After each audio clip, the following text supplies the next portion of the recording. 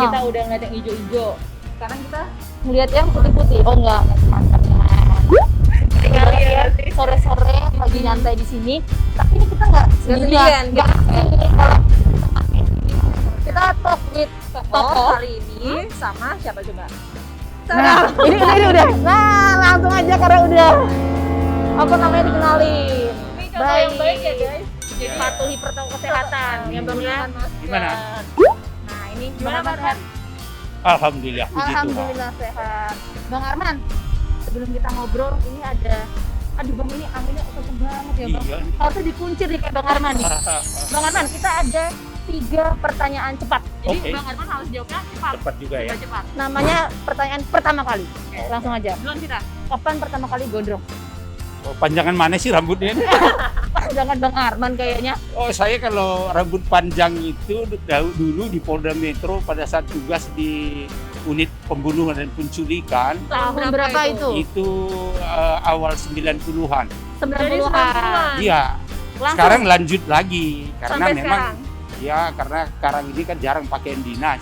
Dulu dibunuh culik dan kejahatan kekerasan rambut saya sudah panjang. Wih, menarik tuh buat kita bahas. Tapi ada pertanyaan kedua. Yang kedua, Kapan pertama kali menangani kasus narkoba?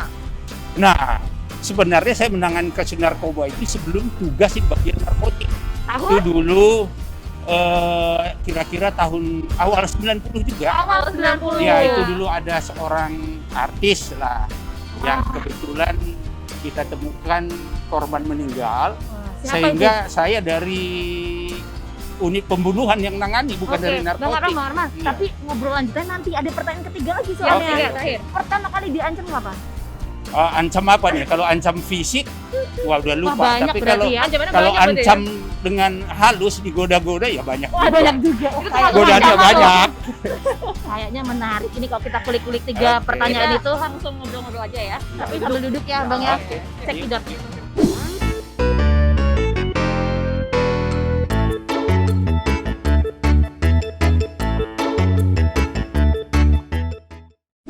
Nah, Fit. Kita coba nasiin dulu kali ya. Iya, biar jelas Pasti semuanya. ya. Saya juga Boleh. Langsung. setengah aja ya. Iya, nggak apa-apa. Yang penting kan Oh, iya. biar jelas suaranya, Bang. Soalnya ini takut nggak kedengeran. Boleh. Bang Arman Depari. Sehat, Bang? Sehat sekali, super. Super sehat, Super sehat, alhamdulillah. Ini goyonya tetap ini. Jarang ya kita trendy. ngeliat Bang Arman tuh pakai baju ini ya selain BNN gitu ya. Iya. Pasti biasanya pakai baju Ya, BNN. pakaian biru gitu ya. Iya kan? Tapi pakaian dinas nggak pernah lihat. Belum pernah. Jarang juga ya Bang ya? Ya, kalau saya pakaian dinas nggak bisa rambutnya begini kan. Oh iya, rambutnya gondrong ya. Nah itu tadi kita juga sempat nanya di awal-awal kan. Sepanjang dari- apa ya? Dari tahun ngegondrongin rambut. Kalau sekarang, yang sekarang ini, kira-kira dari tahun 2016 lah. Tapi dulu sudah pernah panjang juga pada saat tugas di Polda Metro. Dulu saya ditugaskan di unit pembunuhan dan penculikan. Oh, jadi dan dari tahun unit 2016 kejahatan udah keras. gondrong. Iya. Nah, ini gondrong itu memang suka yang gondrong atau memang lupa ke tukang cukur?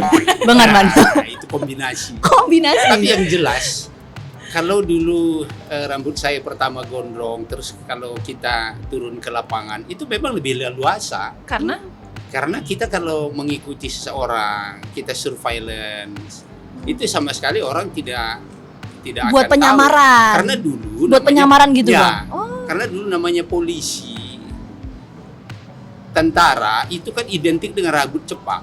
Nah, kalau kita sudah turun ke lapangan dengan rambut cepak, Ketahuan orang berpikir, langsung. wah ini kan nggak polisi, tentara ini. Nah, itu salah satunya. oh gitu. Jadi memang lebih leluasa.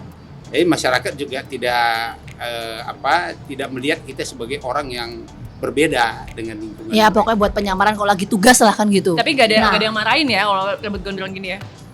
Ya enggak sih. Kan buat tugas juga penyamaran. ya kan, Penyamaran. Bang? Walaupun hambatannya kalau lagi disuruh pakaian dinas, itu bingung. Tapi sekarang kan beda ya. Kalau di BNN boleh dikatakan saya tidak pernah lagi diwajibkan untuk Pakai pakai baju dinas, kecuali kalau dalam waktu-waktu tertentu. Nah, ini bicara soal BNN, udah berapa lama berarti di BNN, Bang Arman? Saya di BNN mulai dari 2016, berarti sudah 4 tahun mau 5 tahun. 4 tahun mau 5 tahun. Tapi di narkoba udah lama ya? Oh, narkoba cukup lama. Dari Dari kapan? 2003 saya masuk ke BNN di Satgas penindakannya dulu, karena dulu BNN itu belum ada Satgas penindakan dan memang belum punya kewenangan untuk melakukan penyidikan. Oh, penyidikan. Nah, saya di sana, kemudian 1 tahun saya di BNN awalnya, pindah ke Polda Metro, jadi Direktur Narkoba Polda Metro Jaya. Nah, di sana cukup lama, 5 tahun, 1 masa jabatan kepala daerah. Waduh. Habis itu saya pikir ya mungkin dapat penugasan yang lain. Ternyata masih narkoba. Masih juga dipindahkan ke Mabes Polri. Dan narkoba juga. Ya, dari Direktur 4 Tindak Pidana Narkoba. Jadi Mungkin takdir saya apa? juga Ini yang paling takdir lama apa di situ. gimana Bang Arman? Hah? Takdir apa memang passion? Iya, Takdir. saya 5 tahun lagi coba. Jadi total sampai sekarang ini sudah 16 tahun. Nanti Udah, diperpanjang lagi. Nah, itu nanti kita lihat. Tapi info-infonya Tapi gimana? kelihatannya cuma di situ aja fashion saya, mau kemana lagi. Oh, Kalaupun misalnya saya nggak digunakan lagi, ya saya akan tetap melakukan kegiatan-kegiatan yang terkait dengan penanggulangan narkoba. oh, Penanggulangan ya. iya. Kalau pemberantasan itu biasanya identik dengan penegakan hukum, yaitu mencari, menangkap, menahan, menyidik. Ah. Itu kalau pemberantasan. Tapi kalau dia penanggulangan, bisa juga dengan saya kampanye anti narkotika untuk masyarakat kita, terutama anak-anak muda, tidak menggunakan narkoba. Itu juga bagian dari penanggulangan. Jadi intinya masih berkaitan seputar narkoba lah ya. Kehidupan Bang Arman memang passionnya di situ ya, kayaknya Iya. selain takdir tadi ya Bang. Iya. Selain takdir tadi. Ya karena kan takdir udah lama banget loh. Iya. Tapi kalau misalnya diperpanjang tetap mau kan pasti Bang? Ya, kalau negara memang memerlukan, saya Siap. tentu sebagai prajurit Bayangkara siap melaksanakan tugas. Nah, Bang, sekali. tapi kalau diperpanjang ya, kira-kira pengen kepala BNN apa gimana? Oh, begini, untuk penugasan dimanapun saya, bukan tujuan saya tidak pernah jadi kepala. Iya. Tujuan saya itu melakukan tugas saya sebaik-baiknya. Kalau orang menempatkan saya di satu tempat dimanapun itu, tentu orang mengharapkan saya berhasil di situ. Dan saya harus berbuat, dan pasti tempat itu tempat yang penting, kalau nggak dibuat. Kan begitu, tidak dibuat wadahnya kalau tidak penting. Ya, oleh karena itu, ya kita selalu berusaha untuk memberikan yang terbaik, maksimal dan optimal. Nah, Tapi susah nggak sih Bang untuk mengetahui seluk-beluknya narkoba, jaringannya, sindikatnya gitu kan harus bertahun-tahun memang ada di situ.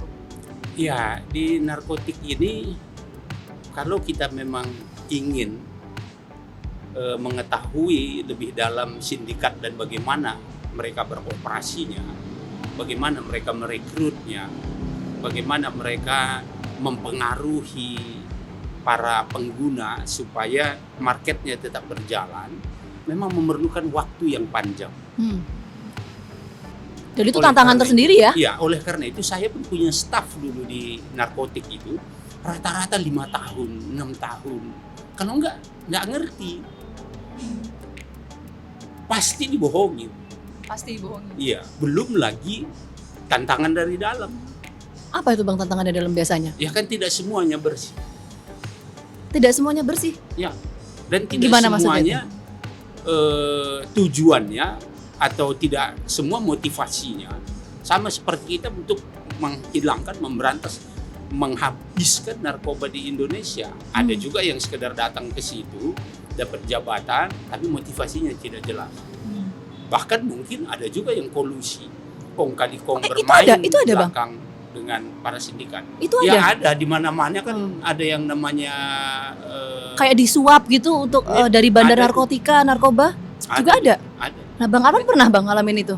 Misalnya gitu selama Kalau ini. saya dicoba untuk disuap, Hmm. banyak kali. Banyak banget Bang. Banyak. Berapa kali gitu? Wah, nggak Kalau tahu. dihitungin tuh kayak sehari Banyak bisa kayak minum obat gitu nggak kira-kira? Iya, kalau kita mau,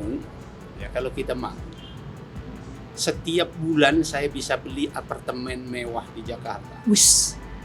Setiap bulan Seharga bisa berapa? Di ganti- daerah mana? Di daerah mana? Bang? Ganti mobil mewah di Jakarta. Di apartemen di mana kira-kira, Ya, Bang? di Jakarta kan pasti mahal. Berarti kehitung ya, maksudnya Bentar, tantangannya tuh kita bisa beli apartemen mobil mah kapan ya sih? godaannya berat sekali berarti Bang ya. Ya kebetulan saya juga pernah bertugas di detasemen khusus anti teror. Artinya kalau kita lihat dua kejahatan ini hampir sama. Tetapi kalau kejahatan yang terkait dengan terorisme, biasanya kalau kita kerasi mereka akan membalas lebih keras dengan fisik, dengan senjata. Nah, tapi di narkotik beda. Kalau kita kerasi mereka, bisa mereka balas dengan keras, tapi bisa juga mereka datang dengan sangat lembut sekali, menawarkan segala sesuatu, menggoda. Nah, itu termasuk tadi ya, bisa beli apartemen, mobil mewah. Salah satu tantangan ya bahkan itu. Bukan hanya mereka yang datang, tetapi orang-orang dekat kita yang dipengaruhi. Orang dekat Orang-orang dekat. Tapi Bang Arman pernah keluarganya Sering atau sekali. Jadi nggak cuma Bang Arman tapi keluarga dekat juga. Keluarga juga perlu dideketin sama mereka. Bagaimana caranya supaya bisa mereka masuk mempengaruhi saya.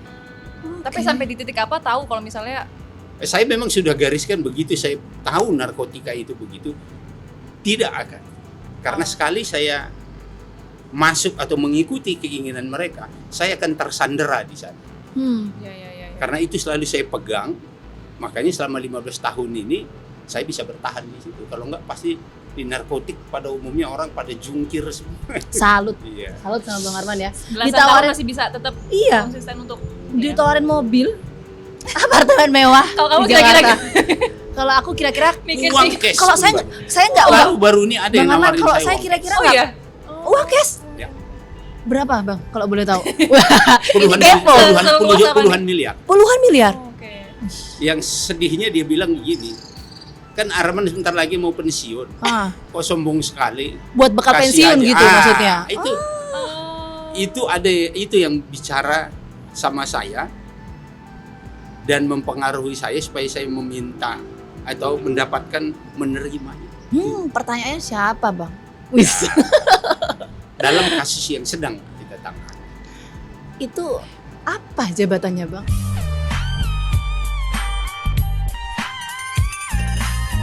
Wis. Udah sambil kayak gini.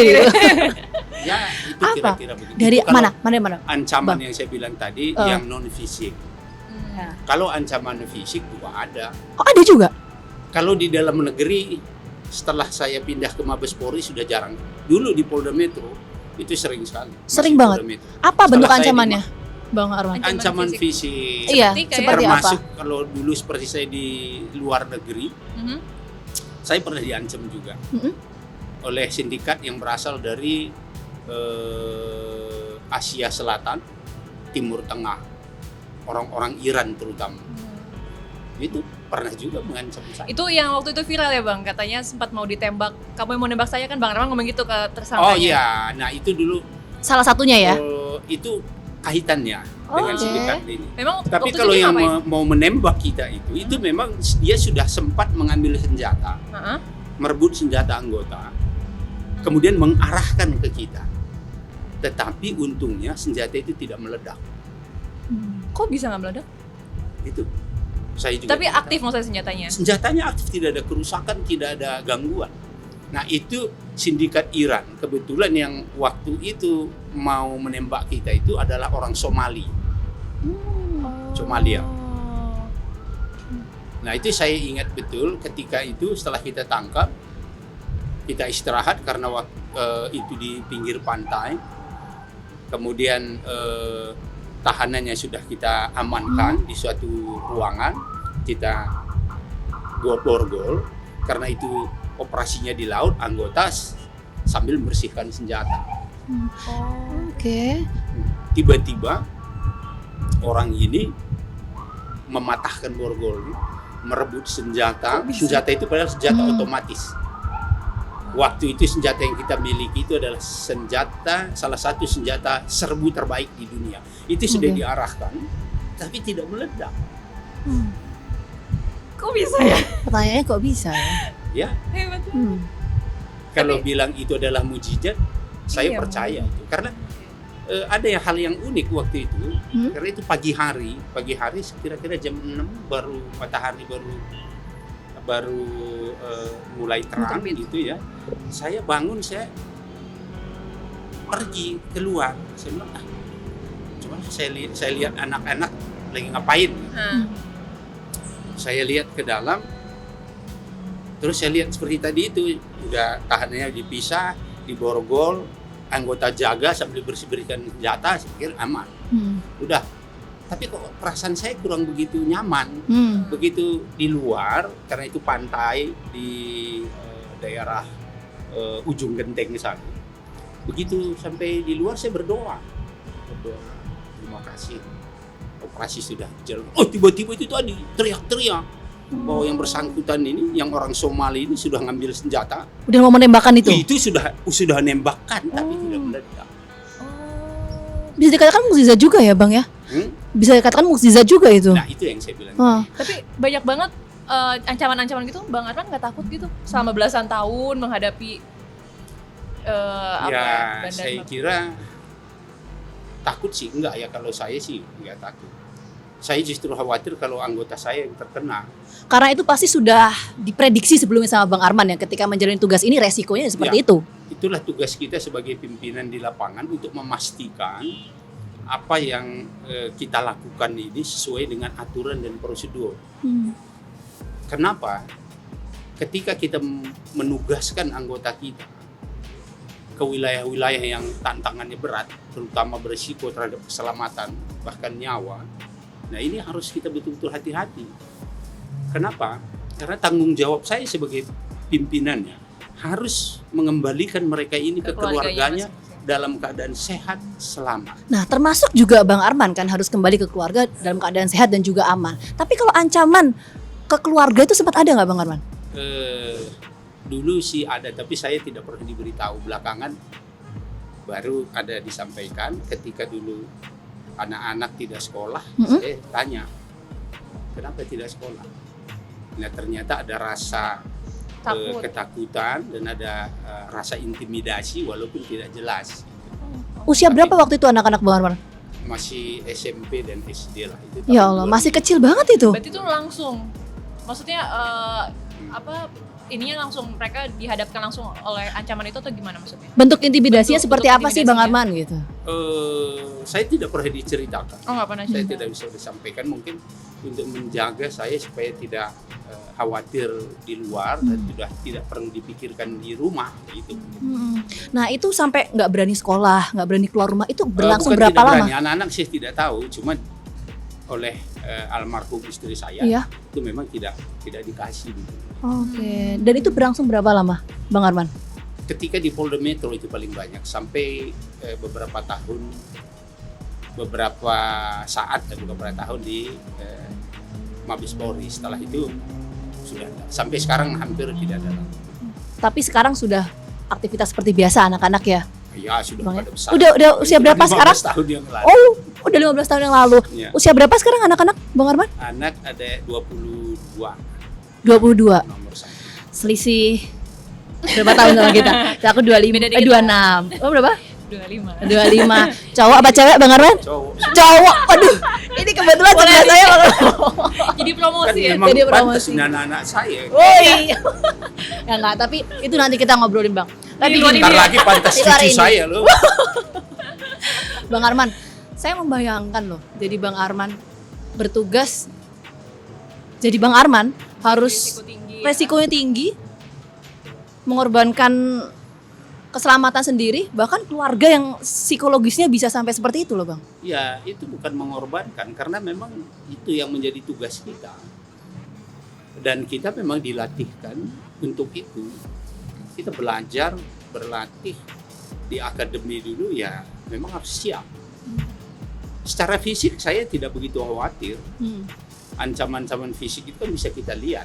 Kalau di dalam negeri apalagi, saya tidak pernah khawatir. Nah, kalau ancaman fisik itu kadang-kadang kita memang harus waspada kalau lagi di luar. Saya ada beberapa kali merasa terintimidasi karena fisiknya tidak langsung kelihatan. Beberapa kali di Thailand, di Bangkok, di Singapura, dan di Malaysia. Di Malaysia 2 kali. Nah, kalau di sana saya harus ekstra hati-hati. Kalau perlu ya saya langsung pindah hotel. Waktu itu berapa kali saya pindah hotel. Tapi kalau di Indonesia, enggak, saya hampir boleh dikatakan sindikat di Indonesia saya tahu hampir secara keseluruhan. Oh, berarti memang tahu banyak tentang sindikat di hampir semua sindikat di Indonesia ini. Iya, artinya kemungkinan di mana mereka terjadi dan apa yang mereka lakukan masih bisa kita baca. Tapi kalau di luar kan tidak. Walaupun kalau di dalam negeri ini mereka tetap akan berganti-ganti. Tidak mungkin yang 10 tahun yang lalu mereka ini lagi main nggak, bahkan Karena kan ada jaringan yang itu tadi kan Bang. ya sebagian dulu yang saya tangani pada tahun-tahun 2010 ke bawah sudah pada umur 50-55 ya, sekarang sudah tua. Tapi tidak mungkin ini tadi mereka tetap bermain, pasti ada sindikat baru yang mereka rekrut. Oke. Nah, Bang Arman tadi menarik loh soal ancaman-ancaman yang Bang Arman sempat terima tadi waktu di lapangan yang katanya mau ditembak. Itu berarti Bang Arman tuh masih turun ke lapangan gitu ya Bang ya? Ya, saya memang hobi sekali turun ke lapangan. Bang hobi. Nggak bisa diem di ruangan nggak ya, meskipun sekarang itu, menjabatnya di BNN di Polda Metro, sebagai masih di unit pembunuhan dan penculikan dan kemudian pindah kejahatan kekerasan. Itu 90% memang saya di luar. 90% dan sampai saat ini? Ya kalau sekarang sih enggak. Jadi mungkin itu maksud saya, itu yang menyebabkan saya lebih nyaman kalau di luar gabung dengan anggota-anggota. Tapi sekarang juga masih kalau ada penangkapan saya sangat ikut turun ke lapangan. sangat senang itu kalau ada begitu. Padahal anak buah banyak Bang. Kenapa tidak? Ya itu tadi. Mungkin karena saya sudah terbiasa dan sudah kecanduan kali dan ya. harus memastikan Kecanduan anggotanya Kecanduan dan harus memastikan anggotanya aman ya Bang Ya, yang tadi itu ya. salah satu. Ya. Di samping itu paling tidak memang saya sempatkan, sekalipun saya pada operasinya tidak ikut, begitu selesai saya selalu sempatkan datang untuk bertemu dengan mereka, bertegur sapa atau sekedar kita sama-sama ngopi. Kalau bisa makan sama-sama, terima kasih, berikan semangat itu. Jadi jangan diberikan anak buah kita itu ya lu pergi aja deh, udah selesai ya sudah lu pulang aja ya. Dari awal sampai harus dikawal ya Bang ya. Kalau bisa ya, walaupun kita tidak hadir secara fisik, kita paling tidak komunikasi dengan mereka. Dengan demikian mereka tahu bahwa pimpinan ada sama-sama mereka. Nah, Tapi kadang Apalagi sekarang lebih mudah kan. Kita tinggal buat grup, kita tinggal bilang, hati-hati ya. Oi, ini ya, oi, semangat ya, gitu aja. Kalau kita tidak bisa hadir. Tapi kalau misalnya memastikan kondisi anak buahnya itu aman lagi operasi undercover atau seperti itu gimana berarti? Biasanya kalau mereka ini kan juga sudah pengalaman. Kalau mereka sudah menyusun rencana, jarang saya mencampuri. Karena saya khawatir Bocor. rencana yang mereka susun ini tiba-tiba tidak sesuai, kan mereka yang tahu di lapangan. Okay. Kondisi di lapangan lebih akurat biasanya ya Bang tahu. Jadi saya tidak pernah masuk di tengah kemudian saya mengarahkan begini-begini. Nah, saya biarkan. Kecuali kalau mereka kemudian mentok. Artinya mentok itu tidak tahu lagi apa yang harus dilakukan atau ada suatu permasalahan yang mereka tidak bisa pecahkan. Nah itu biasanya saya baru masuk. Itu pun tidak langsung ke mereka, mungkin dengan kepimpinannya saya akan hubungi, sebaiknya kamu begini. Kalau dia merasa misalnya sesuai, biasanya dia yang akan menyampaikan langsung kepada tim yang sedang bergerak. Tapi kadang-kadang juga saya masuk, misalnya dalam keadaan mendesak, saya biasanya saya beritahu, coba begini atau stop dulu. Artinya memang harus dikawal meskipun tidak langsung ke lapangan, tapi artinya ada pengawal itu. Termasuk juga pengawal itu harus narkoba itu harus dikawal Bang. Nah, narkoba itu bisa diberantas Kok tahu atau sih? dikurangi loh. Ini udah dapat insight dulu karena ngobrolnya sama pakar narkoba gitu. Betul, Bang. itu kehadiran kita itu bukan hanya memastikan keamanan dari personil dan peralatan mereka seperti senjata, juga memastikan Beredar. pengamanan bagi barang bukti. Nah, Jangan sampai nanti ada yang usil barang buktinya 10 kilo berkurang jadi 4 kilo, ya kan? Atau yang disita dari situ uang perhiasan, tahu-tahu cincin kawin orang hilang, kan nggak boleh. Itu. Kemudian juga terhadap tersangka, jangan sampai terjadi kesewenang-wenangan, penyiksaan, sudah ditangkap digebuki, nggak boleh. Dengan kita di situ kita awasi, pasti itu tidak terjadi. Nah, itu salah satu fungsi pimpinan lapangan yang hadir. Nah, tapi- Seharusnya memang saya tidak perlu karena Iya. sudah didelegasikan. Tapi itu tadi saya bilang mungkin sudah hobi, Iya. sudah Kecanduan, kecanduan. Seneng kecanduan. aja ngelihat dia begini. Oh, ini kok ada ekstasi, mereknya beda, warnanya bagus.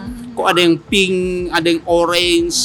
Nah. Oh, ini kok ada sabu kok lain nih. Bang Arman, ekstasi, sabu dan lain-lain itu jenis narkoba itu memang bisa dikurangi atau bisa diberantas? Pemberantasan itu kan cuma satu bagian. Pemberantasan itu biasanya identik dengan penegakan hukum melalui penyelidikan intelijen, kemudian mencari, menemukan, menyita, menangkap, menahan, itu pemberantasan. Kalau hanya melakukan pemberantasan, tidak mungkin. Tidak mungkin. Tidak Kenapa, Bang? Oleh karena itu, maka kita saya selalu menggunakan istilah penanggulangan. Penanggulangan itu berarti tidak hanya pemberantasan tadi. Di situ ada sinergitas antara pencegahan. Nah, pencegahan ini gunanya apa? Untuk membentengi masyarakat kita. Supaya mereka tidak membeli, tidak menggunakan. Untuk mengurangi permintaan. Untuk Permintaannya mengurangi. banyak itu tadi ya, Bang ya. Itulah Demand-nya yang banyak. permasalahannya. Ya. Hukum pasar begitu. Demand-nya banyak, tentu supply-nya juga harus banyak. Nah, tadi itu pemberantasan, itu lebih banyak kita arahkan kepada penghentian supply. Makanya biasanya kita lakukan penangkapan di perbatasan, jangan sampai masuk ke negara kita.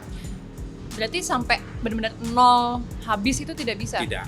Kenapa? Karena pada dasarnya narkotika itu kan penyalahgunaan.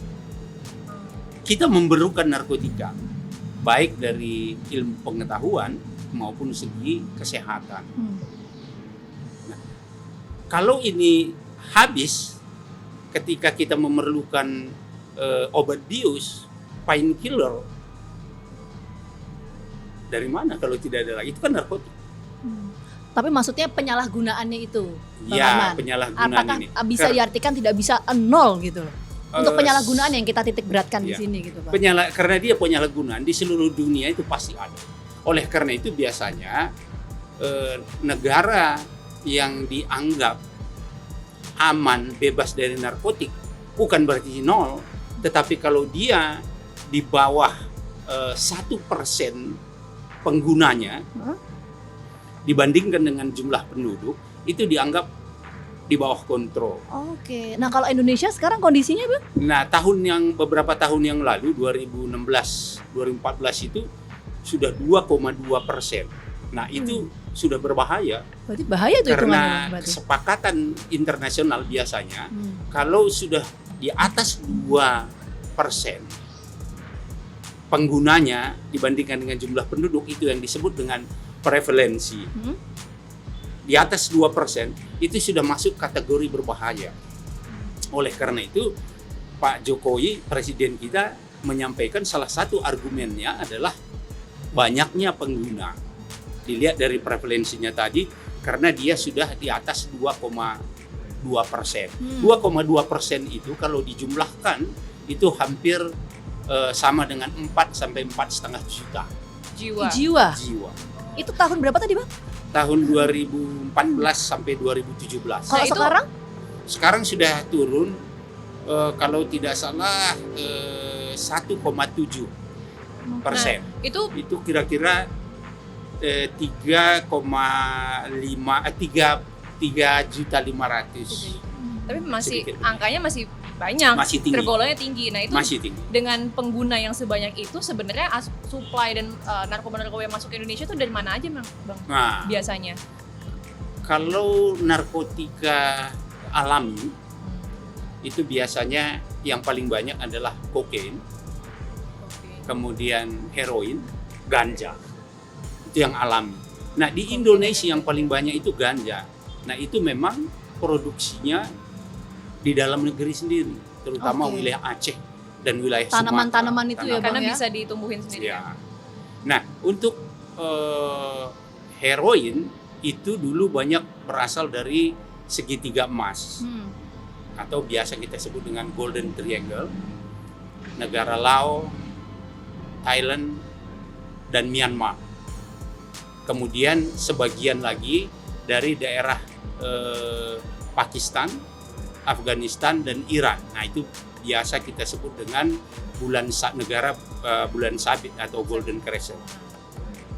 Nah, kemudian untuk kokain pada umumnya berasal dari negara-negara Latin Amerika.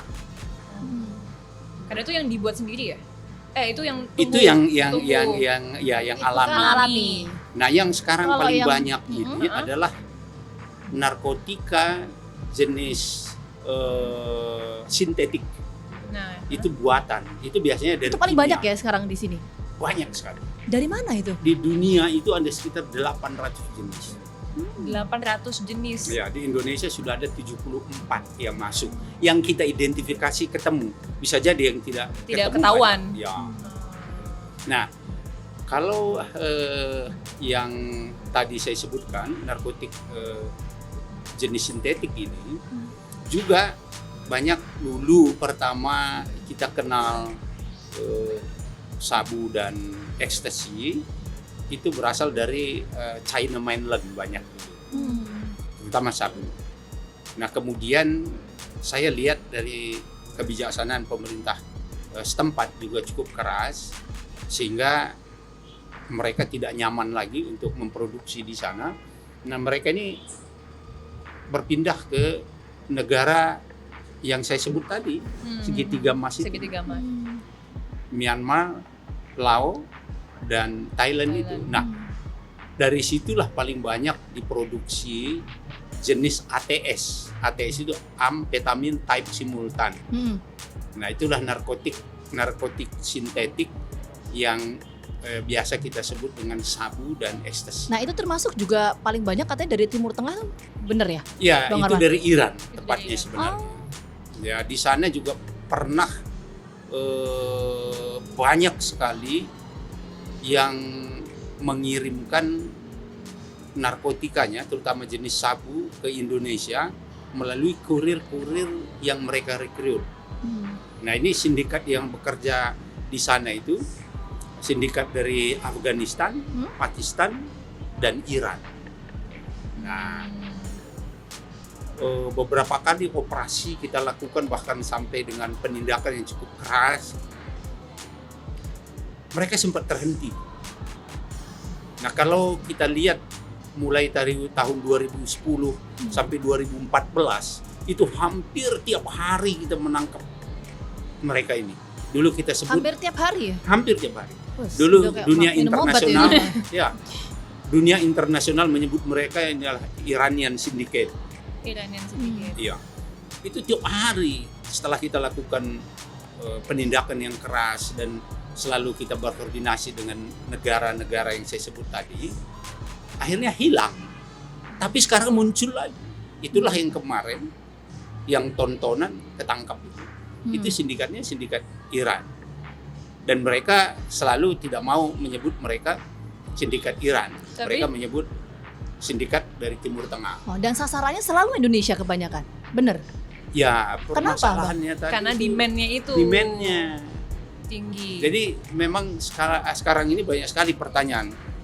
Begitu banyaknya ditangkap oleh BNN atau kepolisian, bea cukai, mungkin aparat penegak hukum yang lain. Kenapa nggak habis-habis? Heeh.